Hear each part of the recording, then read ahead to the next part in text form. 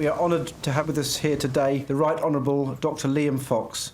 Dr Fox is MP for North Somerset and is a former Conservative Party chairman and Defence Secretary. He has always been vocal on the UK's membership of the European Union and, whether formally or informally, I'm sure he will play a major role in shaping the national debate we in this country are about to begin. Dr Fox.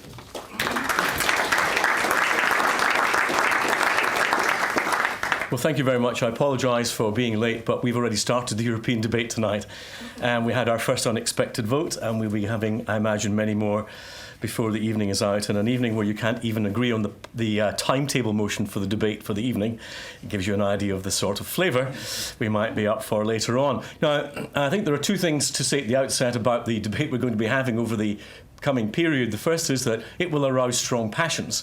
And I keep pointing out to my colleagues that those of us who lived through the Maastricht debate in the House of Commons, friendships will be torn asunder, alliances will fail, and we will not be the same at the other side of this referendum as we are going in. And since we'll all have to get along together, including those of us in the government, will have to form and continue to govern for the 3 years after the referendum, how well we're able to do that will be dependent upon how well we treat one another in the run-up and during the referendum itself. So having this debate, which we have to have for the sake of our national interest, but done with a bit of respect and decency and not impugning people's motives, would not go a little bit amiss. The second thing to say is that no one will have all the arguments on their side. This is a very important debate where we get data out there so that people are able to determine which side of the ledger they think the balance actually lies on. And one of the problems is actually getting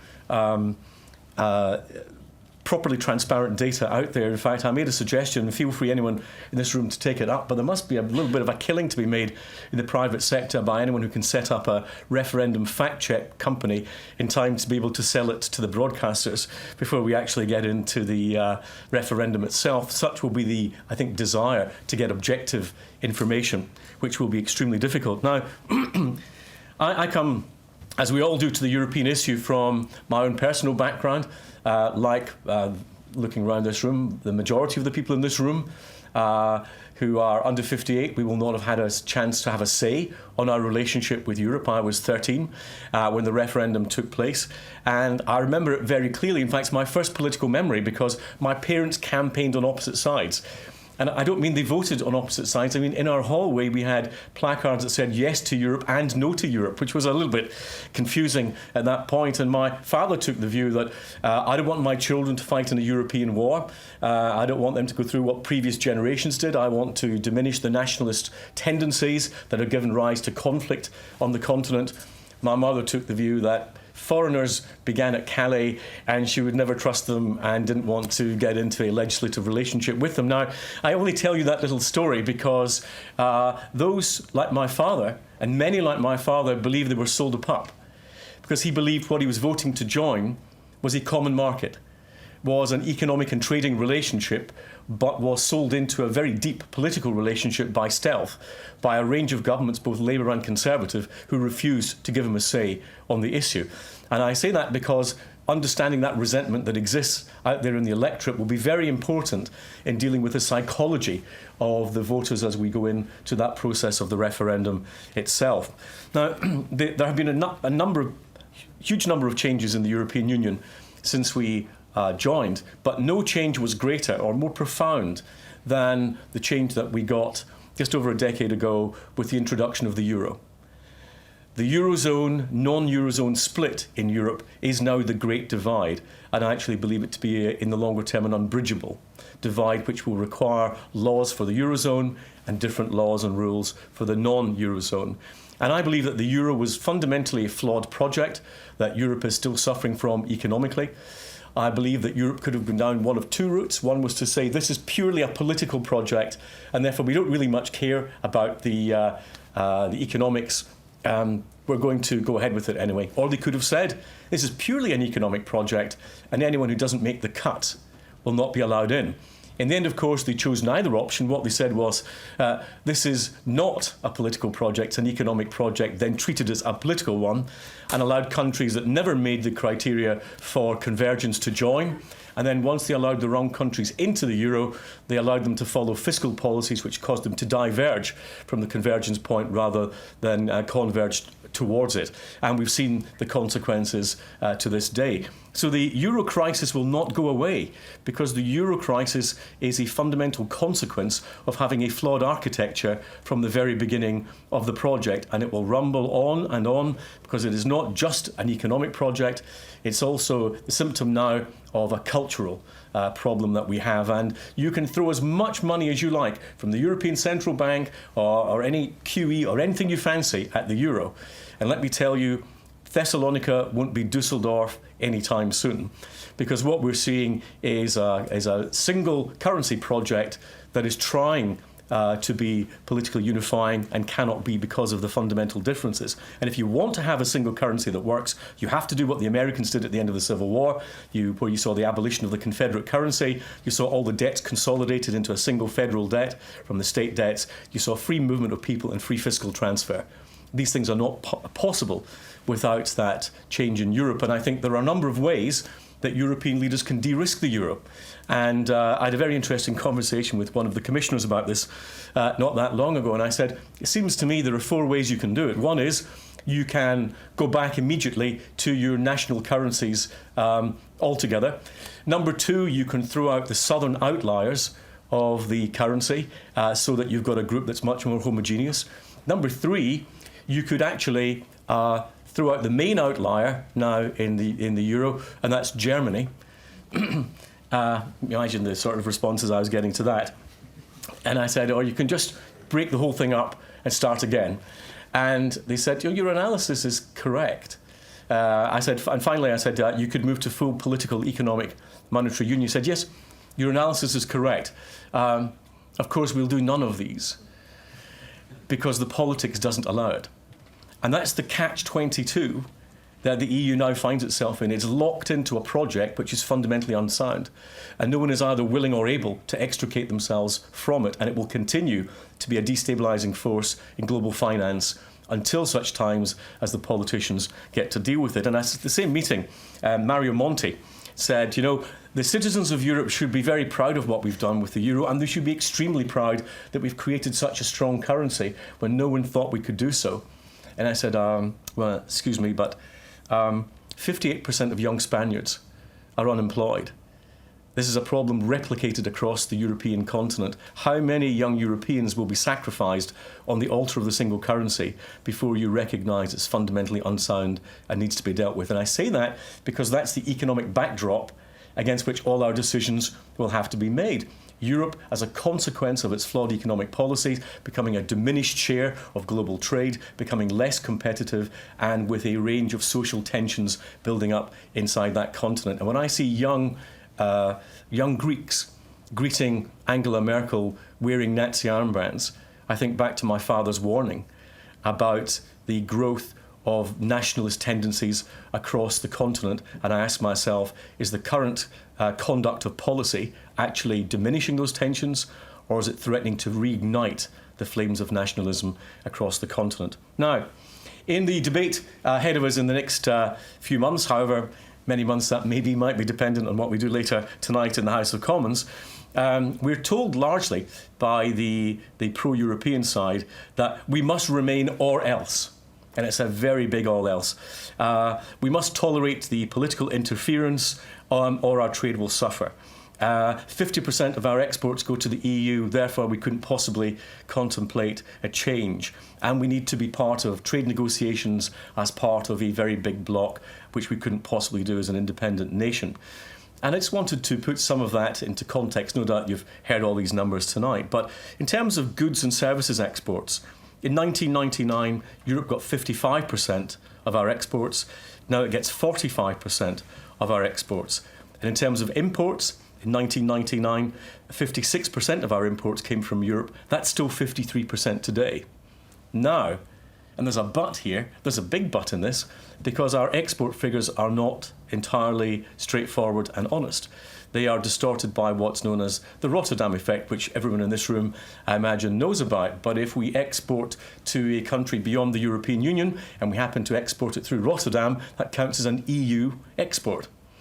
even though the final customer may be outside the European Union. That distorts our trade figures. So in fact, it's not 45% of our exports going to the European Union, it's somewhere around about 35, 36%.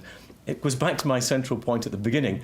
We have to be told the truth in this referendum debate, because people need to make decisions based upon our facts. So the bottom line of that is that in terms of trade, the European Union needs us much more than we need the European Union in terms of exports, which is partly why, if we decided to leave and we had to negotiate a trade agreement, we would be in a very strong position to do so, because the European countries, the other 27, export more to us, a single country, than we do to the other 27 combined. And when people say, well, you know, they'll put up tariffs and barriers, I say, really? And BMW and Renault and Fiat won't want to just export to the United Kingdom the way they do at the present time. They want to disadvantage themselves by putting up trade barriers that don't exist at the present time. There needs to be some reality in this debate. But if I have one worry about trade, it's that the EU has increasingly encroached upon our freedom through the treaties related to trade. And probably the most significant of that was in 1978 with the proposed trade deal brokered by the UN over world rubber stocks. And at that point, the European Union changed its tune. Rather than the commercial policy, the common commercial policy we'd had up till that point, they decided it should be, quote, interpreted dynamically. And the European Court of Justice said to keep pace with developments in international trade, the EU could not be constrained by what was actually written in the treaties. That's one of the things that has always worried me the most, and it's one of the best examples of where they were most explicit about it. And don't believe that the direction of travel will necessarily be a constant one, because this is what they said about trade liberalisation. This was in the same deal, this was the European Court. Although it may be thought that at the time when the treaty was drafted, liberalisation of trade was the dominant idea, the treaty nevertheless does not form a barrier to the possibility of the community developing a commercial policy aiming at a regulation of the world market for certain products rather than at a mere liberalisation of trade. Now, I'll tell you, that's absolutely not what my father voted to join. Not only did he not want the political union, but he didn't want a trade direction that was moving against liberalisation. So we've got to take all of these things into account as we go into this referendum. I want to leave you with one final thought. Whatever people tell you in the 18 months, however long we have, to this referendum, when you get to your ballot paper, there'll be one thing that is not on that ballot paper, and that is the status quo. Because you'll not be able to vote for freezing the EU in aspic. You'll choose between two different futures. The future will be between an increasing union in the European Union, a move towards greater union politically and economically, or in a very different direction where the future will, to be fair, be less certain than it might otherwise be. And that is a great choice, historic choice, for the country to have to make. I have a particular problem with the term ever closer union, because for me the logical endpoint of ever closer union is union. And that's the one thing that I don't want to see for my country. Thank you very much.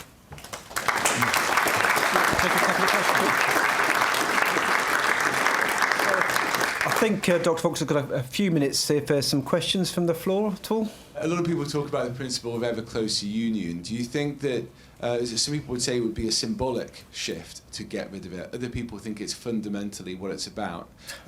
Is the principle of ever closer union what has ultimately ruined the European Union?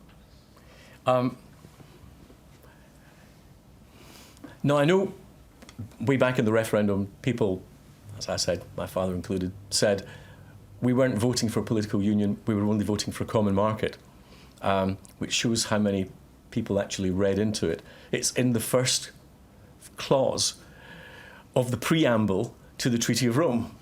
It's right there at the very beginning. It says it's committed to ever closer union. What people will say, however, was that in the beginning they were talking about the ever closer union of people.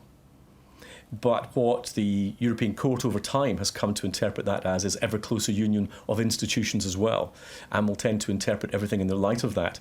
To be frank with you, I think the chance of our European partners by treaty, removing that from the preamble to the Treaty of Rome, well, I've got probably more chance of winning the lottery 2 or 3 weeks in a row than of that happening. But I think it is the fundamental stumbling block. I don't want ever closer union. I want to cooperate with our European partners where it's in our mutual interest to do so, but I want to be able to keep separate the levers that might need to be used when Britain's national interests require it. And in particular, I would apply that to the common foreign and security policy that we have at the present time. And when I hear my colleagues in Europe saying, we need much closer defence cooperation in Europe because that's what's kept the peace since the war. Do you know, honestly, I can't think of anything more untrue. NATO has kept the peace since the war because we've kept the United States on board, and the United States defence budget's bigger than the next 11 in the world put together. And I would far rather have my defence cooperation dependent upon the United States show of strength rather than throwing in my hand with the Republic of Ireland and Luxembourg, just to name two. So there are whole areas of our national life I simply would never want to see.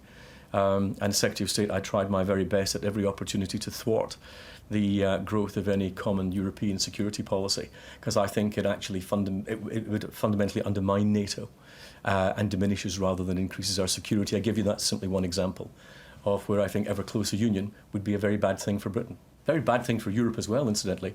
Most people would probably vote for the union because human nature is pushing for certainty, and if they go against voting for the EU, they're going for uncertainty. Do you think the parties or the political parties can make a great enough case for going against uncertainty, i.e. to promote the benefits of coming out of the EU?